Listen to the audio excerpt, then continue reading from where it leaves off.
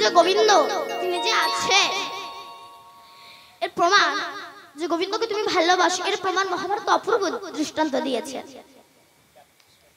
কেমন? যখন যুধিষ্ঠির, পঞ্চ পাণ্ডব, দ্রৌপদী, কুন্তি, নকুল, সহদেব, ভীম, অর্জুন, যুধিষ্ঠির সবাই এসেছিল বনবাসে। একদিন যুধিষ্ঠির সহদেবকে বলল, সহদেব আমার খুব জল পিপাসা পেয়েছে, তুমি যাও তো একটু পাশের গ্রাম থেকে আমার জন্য একটু জল নিয়ে এসো। সহদেব গিয়েছে পাশের গ্রামে জল আনতে। একটু পদ্ম সরোবর থেকে জল এনে দাও তো। সহদেব পদ্ম সরোবরে জল আনতে গিয়েছে। এটা দেখছি সুন্দর পুষ্করণী, সেখান থেকে যে জল আনতে যাবে একজন চিৎকার করে বলল, দাঁড়াও সহদেব। কে? বলে আমার 4টে প্রশ্নের উত্তর দিয়ে জল স্পর্শ করবে। সহদেব বলল, কে? বলল, আমি ধর্মরাজ বক। সহদেব বলল, সামান্য একটা বক আমাকে প্রশ্ন করছে? কান দিল না। এই যে আমরা গুরুজনদের কথা অবজ্ঞা করি, মানতে চাই না, যারা গুরুজনদের কথা মানে না তাদের অবস্থা ঠিক এরকমই হয়। কান দিল না, যেই না জল স্পর্শ করলো সঙ্গে সঙ্গে মারা গেল। যুধিষ্ঠির ভাবছে এতক্ষণ সহদেব গেল কই, ফিরে এলো না। অর্জুন তুমি যাও তো। অর্জুন গেল, সেই একই ঘটনা। ভীম গেল, একই ঘটনা। নকুল গেল, একই ঘটনা। যুধিষ্ঠির ভাবছে সবাইকে পাঠালাম, কেউ তো ফিরে এলো না। এবার যুধিষ্ঠির নিজেই গিয়েছে। নিজে গিয়ে দেখছে তার 4 ভাই মরে জলে ভাসছে। ও মা! আরে বাবা, পাশের লোককে আরো পাবেন, আমি চলে গেলে আমাকে আর পাবেন না, একটু আমার ভালো করে দেখে নিন। আমার দিকে তাকিয়ে থাকে 3 ঘন্টা। এই যে আমি কীর্তন করি, ওই দেখ আমি বলছি এখন ওই দেখ গল্প হচ্ছে। এই যে আমি এত কথা বলছি, আপনারা যে এত গল্প করবে, তো গল্প করার মাঝখানে আমি এত কথা বলতে বলতে আমার একটা কথা ধরো আপনার কানে গেল। বাড়ি যাওয়ার সময় কি বলবেন? এটা বলা ঠিক হলো না, কি কীর্তন হলো। বলেন দোষটা কি আমার? দোষটা আমার না, দোষটা আপনি গল্প করে শুনতে পারেন, দোষটা আবার আমার। তাই বলছি একটু মন দিয়ে শুনুন, আমি চলে গেলে আর পাবেন না। যাই হোক, যুধিষ্ঠির এসে দেখছে তার 4 ভাই মরে জলে ভাসছে। তখন যুধিষ্ঠির মনে মনে বলছে, আমার 4 ভাই মারা গেল, যদি এর মধ্যে নকুল বা সহদেব বেঁচে থাকতো তাহলে ভালো হতো। প্রশ্নটা এখানে, যুধিষ্ঠির নিজের ভাই ভীম বা অর্জুনের কথা বলবেন, নকুল বা সহদেবকে বলছে কেন? তো বিমাতা মাতার পুত্র না। যুধিষ্ঠির বলছে আমি তো আমার মায়ের একটা পুত্র বেঁচে আছে, মা বলে তাকে পরিচয় দেব। যদি আমার ছোট মার একটা সন্তান বেঁচে থাকতো তাহলে ওর মাকে মা বলে পরিচয় দিত, আমি আমার মাকে মা বলে পরিচয় দিতাম। এই বলে কাঁদতে কাঁদতে যেই না জলস্পর্শ করবে সঙ্গে সঙ্গে ধর্মরাজ বাঘ বলল, দাঁড়াও যুধিষ্ঠির, আমার 4টে প্রশ্নের উত্তর দিয়ে তবেই তুমি জলস্পর্শ করবে। আমার কথা না শুনে তোমার 4 ভাই জলস্পর্শ করেছে, তাদের দশা এই হয়েছে। আমার কথা না শুনে তুমি যদি জলস্পর্শ করো তোমার ওই দশা হবে। যুধিষ্ঠির বলছে, তা বলো কি 4টে প্রশ্ন? বলে বলো। ধর্মরাজ বাঘ প্রশ্ন করছে, উত্তর দাও যুধিষ্ঠির। কিবা বার্তা, কিবা আশ্চর্য পদ বলি কারে, আর কোন জন সুখী হয় এই বিশ্ব চরাচরে? কিবা বার্তা মানে কি বলুন তো মা? বলো বার্তা মানে কি? বলো। বার্তা মানে সংবাদ, কোনো খবর, কোনো সংবাদ। বার্তা মানে সংবাদ। তো ধর্মরাজ বাঘ যুধিষ্ঠিরকে প্রশ্ন করছে, বলো কিবা বার্তা, তোমার সংবাদ কি? যুধিষ্ঠির বলছে, আমার সংবাদ খুব খারাপ। কেন? যে কারণে আমার পৃথিবীতে আসা সেটি হলো আমার নৈরাশা। আমি বেশিছি এ জগতের ভালোবাসা, আমার হৃদয়ে একটু জাগলো না ওই কৃষ্ণ ভালোবাসা। হৃদয়ে লাগেনি, যে কারণে আমি এসেছি হরি ভজন করার জন্য এসেছি। হরি নাম করার জন্য এসেছি, বদন পেয়েছি হরি নাম করার জন্য কুকথা বলে গেলাম, নয়না পেয়েছি গোবিন্দকে দেখার জন্য কুবস্তু দেখে গেলাম, টিভি সিরিয়াল ফেসবুক দেখে গেলাম, কান পেয়েছি হরি নাম শ্রবণ করার জন্য কুজিনিস শুনে গেলাম, বাজে কথা শুনে গেলাম, হাত পেয়েছি বৈষ্ণবের চরণে নত করার জন্য, হাতে মদের গ্লাস ধরলাম, মাংসের ঠ্যাং ধরলাম, কত বাবা মা চুলের মুঠি ধরলাম, কিন্তু যে কারণে আমার পৃথিবীতে আসা হয়েছে সেটা আমার পূরণ হয়নি, তাই আমার সংবাদ মোটেই ভালো নয়। ধর্মরাজ বক বলছে, বাহ ভালো উত্তর দিয়েছ, এবার বলো তো কি আশ্চর্য? আশ্চর্য কি? যুধিষ্ঠির বলল, দুটো আশ্চর্য আছে। ওমা, এই মাটাকে কথা বলছি, ওমা আমার দিকে তাকা, পৃথিবীতে দুটো আশ্চর্য আছে। কি? যুধিষ্ঠির বলছে, জানেন আমার বাড়ির পাশে একটা বাড়ি ছিল, সেই বাড়ির মালিক কত আরামপ্রিয় ছিল, তার সেন্ট সাবান না মাখলে তার দিন যেত না, স্পঞ্জ গদির উপর শুতো, তার 5 তলা বিল্ডিং, 5টা রাশিয়ান কুকুর, পাথরে ঠাসা বাড়ি, আর 6 জন শুধু ছিল হাত পাটে বার জন্য। কিন্তু আশ্চর্য কি জানেন? সেই ব্যক্তি যখন মরে গেল তার সম্বল হলো বাঁশের দোলা, বাঁশের খাঁচা, সেই বাঁশের খাঁচায় জড়িয়ে গরুর দড়ি দিয়ে বেঁধে গোবর জল ছেটাতে ছেটাতে 4 জনা কাঁধে তুলে নিয়ে বলো হরি বলো হরি বলো হরি বলতে বলতে নিয়ে গিয়ে শ্মশানে গিয়ে চিতায় তুললো, আগুন জ্বালালো। যে মানুষটা তো আরাম প্রিয় ছিল চোখের সামনে তার সব ছারখার, যে মানুষটা ওই মানুষকে পোড়ালো, মাথাটা ফাটছে না বলে বাঁশের বাড়ি মেরে মাথাটাকে ফাটিয়ে দিল। কিন্তু আশ্চর্য কি জানেন? সেই ব্যক্তি বাড়ি এসে নিজের ভাইয়ের মাথায় বাড়ি মারতে দ্বিধাবোধ করে না, কেবল এক হাত জায়গার। এক আশ্চর্য। আর এক আশ্চর্য কি? বলছে একটা কলসি জলে 7খানা কলসি পূর্ণ হবে, কিন্তু 7টা কলসি জলে 1খানা কলসি পূর্ণ হবে না। ধর্মরাজ বক বললে, তত্ত্বটা কি? বলছি, একটা মায়ের স্তনের দুগ্ধে 7খানা বাচ্চা মানুষ হবে, কিন্তু 7খানা বাচ্চার ইনকামে একটা মা ভাত হবে না। এর মতো আশ্চর্য দুনিয়ায় হয় না। এইবার বলো তো যুধিষ্ঠির, আস্তে আস্তে, এবার বলো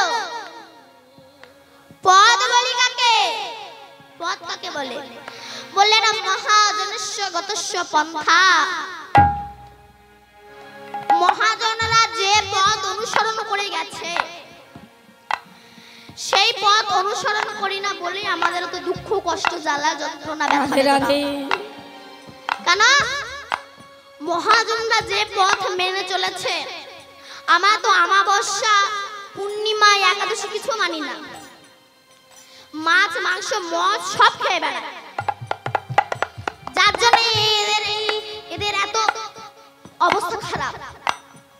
মাছ মাংস কিছু ছাড়ে না, তবু যদি খাই অমাবস্যা পূর্ণিমা একাদশীও মানে। কি দুর্ভাগ্য! কেন? মহাজনরা বলছে একাদশীতে তুমি কিছু খেও না মাছ মাংস, এটা বিজ্ঞান সম্মত বলেছে।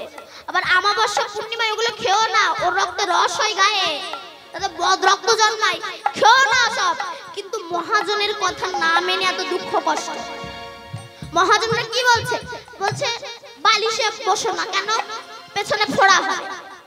আসল তত্ত্ব কি ওটা না? বলছে বাড়িতে বালিশের উপরে বসো না, বালিশ ফেটে তুলে বেরোবে। এটাই হচ্ছে মহাজনের কথা। দুয়ারে বসো না, ঋণী হবে না। বলছে দুয়ারে বসো না, আবদাউনের অসুবিধা হবে, এটা বলছে। বলছে সিঁদুর পরো, কেন? এই যে সিঁদুর পরো, সিঁদুরটা কেন তৈরি করে গেছে মহাজনরা? এখন তো আর কেউ সিঁদুর পরে না বলবো না, পরে, তবে অ্যাঙ্গেল করে সিঁদুর পরে। অ্যাঙ্গেল বোঝেন? হ্যাঁ, পাশে দিয়ে তারপর চুলটা চাপা দিয়ে দেয়। কেন? কেউ না যেন বুঝতে পারে আমার খরিদ্দার জুটে গেছে। সিঁদুরটা কেন? সিঁদুরটা এটাই বলতে চাইছে আমার একজনা মালিক আছে, আমি 12 জনের না, আমি একজনা। এটাই সিঁদুরের চিহ্ন। সিঁদুরটা লাল হলো কেন? সাদা হতে পারতো, কালো হতে পারতো, নীল হতে পারতো, লাল হলো কেন বলো? Red signal. ওখানে একজনা গাড়ি দাঁড়িয়ে আছে, ওখানে গেলেই ধাক্কা খাবে, অ্যাক্সিডেন্ট হবে। Red signal. তাই সিঁদুরটা পড়তে হয়। এটাই হচ্ছে মহাজনের কথা। কিন্তু এই মহাজনের কথা না মেনে চলি না বলেই আমাদের এত দুঃখ কষ্ট। বাহ যুধিষ্ঠির, এবার বলো তো জগতে সুখী কে? যুধিষ্ঠির বলল সুখী তিনি যিনি পরবাসী নন, পরের গৃহে বাস করে না। যিনি ঋণী নন তিনি সুখী, যিনি ধনী নন তিনি সুখী। আমরা তো জগতে সবাই ভাড়াটে ঘরে বাস করি, পরবাসী, পরের গৃহে বাস করি আমরা। কেন? যে ঘরে বাস করি ঘরটা আমার না, ঘরটা অন্যের। আপনি আছেন, পরে আপনার ছেলে থাকবে, তারপর তার ছেলে থাকবে, তারপর তার ছেলে, তারপর তার ছেলে। ঘর ঘরের জায়গায় রয়েছে, কেবল আমরা যাওয়া আসা করতে থাকি। এই যে দেহ ঘরটা, এই দেহ ঘরটাও কিন্তু মা আমাদের নয়। কেন? দেখবেন কেউ যদি কখনো ভাড়াটে ঘরে বাস করে, সেই ঘরের কিন্তু একটা মেয়াদ থাকে। মেয়াদ যদি শেষ হয়ে যায়, মালিক যদি বলে ঘর ছেড়ে দাও, লিমিটের মধ্যে ঘর ছেড়ে দিতে হবে। যেমনি আমরা যখন ভগবানের কারখানায় জন্মেছি না, দেখবেন মেডিসিনের কারখানায় যখন একটা মেডিসিন তৈরি হয়, তার গায়ে কিন্তু এক্সপায়ারি ডেট লিখে দেওয়া হয়। তেমনি আমরা যখন ভগবানের কারখানায় জন্মেছিলাম, আমাদের কিন্তু 4 আঙ্গুল কপালে আমাদের এক্সপায়ারি ডেটটা, মৃত্যু ডেটটা লেখা আছে। মৃত্যু ডেটটা লেখা আছে। তাই বলো না পরে গিয়ে হরি ভজন করবো, সবসময় রেডি হয়ে থাকো। ওই বুঝি আমার ডাক এলো, ওই বুঝি আমার ডাক এলো, সবসময় রেডি হয়ে থাকো। তাই তখন ধর্মরাজ বাগ বলল, বাহ, এই 4টা প্রশ্ন, জগতে সবচেয়ে সুখী কে? যিনি হরি ভজন করে, যিনি গোবিন্দ ভজন করে, তিনিই হচ্ছে সুখী। তাই মহাজন বললেন, কি বা বার্তা কি আশ্চর্য পদ বলি কারে, ইয়া বার্তা কি আশ্চর্য পদ বলি কারে, কি বা বার্তা কি আশ্চর্য পদ বলি কারে, ইয়া বার্তা কি আশ্চর্য পদ বলি কারে, কোন জন সুখী হয় বিশ্ব চরাচরে, কোন জন সুখী হয় পৃথিবী বাজারে, কোন জন সুখী হয় বিশ্ব চরাচরে, কোন জন সুখী হয় বিশ্ব চরাচরে। যিনি হরি ভজন করে তারাই, তিনি হচ্ছে জগতে সুখী। তাই তিনি আমার গোবিন্দ, তিনি আমার ভগবান। গোবিন্দ রাধারানী, এই যে অনেকে দেখবেন, অনেকে বলে রাধা কৃষ্ণ প্রেম করলো, আর আমরা করলে যত দোষ হয়, আমরা করলে আমাদের এত দোষ হয় কেন? এসব কথা যদি শুনতে চান, একটা চায়ের দোকানে যাবে, 1 কাপ চা নিয়ে রাধা কৃষ্ণ প্রেম করলো, আমরা করলে দোষ। এরা পূর্বজন্মে কারা ছিল বলুন? তোদের গাছরে দেখবেন তো বদ রক্ত ছাড়া আপনি 1 ফোঁটাও রক্ত পাবেন না। এরা পূর্বজন্মে কারা ছিল বলুন তো? কুকুর ছিল। আমি সেটা গল্প বলেছিলাম না, পূর্বজন্মে স্বভাব কোনোদিনও বদলায় না। এক ঋষির কাছে এক লেডিস কুকুর থাকতো। লেডিস মানে কি বলুন তো মা? এই লেডিস মানে কি? লেডিস মানে ছেলে। এ বলে লেডিস মানে ছেলে, মনে হয় নিশ্চয়ই টুকলি করে পাস করেছে, তাই? আপনারা বলুন লেডিস মানে কি? মেয়ে, কিছু জানি না। তো ঋষি যখন ফুল তুলে না রেখে দিত, কুকুরটা গিয়ে মুখ দিয়ে দিত, এঠো করে দিত। ঋষি বলে আমি ফুল তুলে এনে রেখে দিই, তুই ফুলে মুখ দিয়ে দিস, এটা করে দিস, যা তুই একটা সুন্দরী মেয়ে হয়ে যা। তখনকার দিনে ঋষিদের বাক্য শুদ্ধ ছিল, যা বলতো তাই হয়ে যেত। অনেকে বলে আগেকার দিনের মুনি ঋষিরা তো সার বলি দিত, তাহলে হিন্দুদের গরু খেতে কি দোষ আছে? জানেন কেন সার বলি দিত? ওই সারকে বলিয়ে দিয়ে আবার মন্ত্রের দ্বারা ওই সারের প্রাণ ফিরিয়ে দিত। দেখতো আমি আচার্য বৈষ্ণব হতে পেরেছি কিন্তু তারা দেখতো।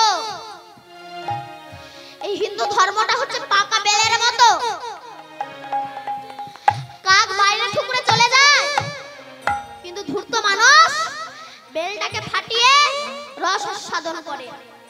হিন্দু সনাতন ধর্মটা হচ্ছে পাকা বেলের মতো, যারা কিছু বোঝে না, কিছু জানে না, তারা বাইরে থেকে অপব্যাখ্যা করে, কিন্তু প্রকৃত জ্ঞানী পণ্ডিত ব্যক্তি এর ভিতরে প্রবেশ করে মুখ্য বস্তুটা আস্বাদন করতে পারে। তো যাকে সুন্দর মেয়ে হয়ে যা, মেয়ে হয়ে গেছে। এখন এক রাজার ছেলে রাজপুত্র বনে মৃগয়া শিকার করতেছে, ওই মেয়েকে দেখেছে, বলে আমি তোমাকে বিয়ে করব। বলে আমার বাবা আছে। ঋষির কাছে গিয়ে বলে আমি আপনার মেয়েকে বিয়ে করতে চাই। ব্যাস বিয়ে দিয়ে দিল। বিয়ের 6 মাসের মধ্যে রাজার ছেলের 50 জোড়া জুতো কোন পুকুরে ছেড়ে দিয়েছে। রাজার ছেলে বলে এত জুতো ছেড়ে কাকে? একদিন রাত্রে বেলা দেখে কিনা সেই নতুন বউ ও বিছানা ছেড়ে চলে যাচ্ছে। ও বলে হঠাৎ বউ কোথায় যায়? ও পেছন পেছন এসে দেখে কিনা সেই নতুন বউ ও বসে বসে জুতোগুলো ছেড়ে। বলে বাবা চেল্লামেল্লি করার দরকার নেই, যদি আমারও ছিঁড়ে দেয়। এসে শুয়ে পড়েছে। পরের দিন ঋষির কাছে গিয়ে বলছে আচ্ছা ঋষিবর বলুন তো আপনার মেয়ে এত জুতো ছেড়ে কেন? বলে বাবা তুমি তো আমার কথা শুনলে না, তুমি রূপ দেখে ওকে বিয়ে করে নিলে। আরে বাবা পূর্বজন্মে একটা কুকুর ছিল, আমার ফুলে মুখ দিয়ে দিত, এঠো করে দিত, ওই জন্য ওকে আমি একটা সুন্দরী মেয়ে বানিয়ে দিয়েছি। মেয়ে হয়েছে বটে, স্বভাব তো বদলায়নি। যারা রাধা গোবিন্দের নামে নিন্দা করে না, লোকের মুখে শোনা কথা বলে, এই লোকের মুখে শোনা কথা বলে, লোকের মুখে শোনা কথা বললে কি একটু বলি, একটু বলি, বলুন বলবো কিনা বলি। আস্তে, লোকের মুখে শোনা কথা বললে কি হয় শুনি। এখন দুই বন্ধু ইন্টারভিউ দিতে গেছে। কি বললাম?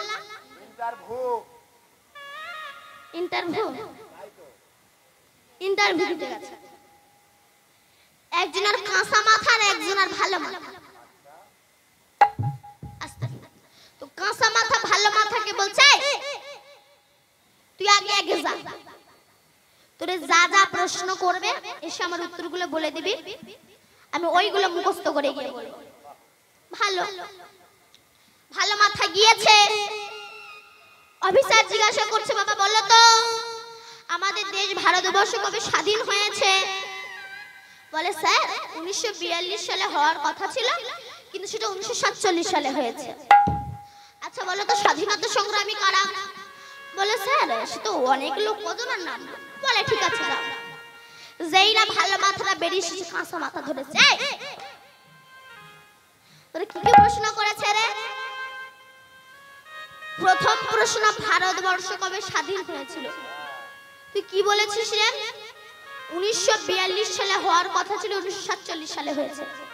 আর দ্বিতীয় প্রশ্ন স্বাধীনতা সংগ্রামী কারা? তুই কি বলেছিস রে?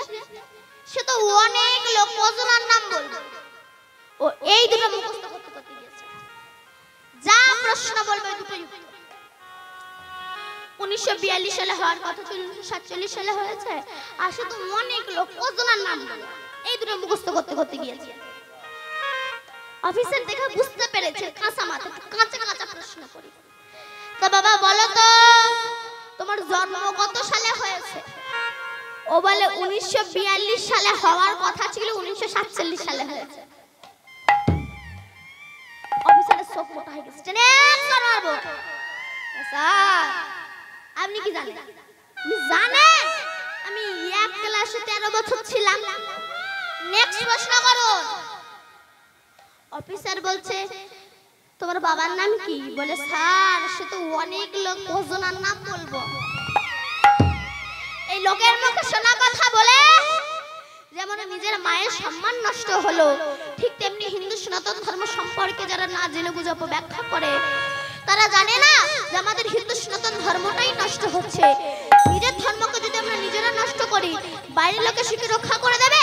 তা হয় নাকি?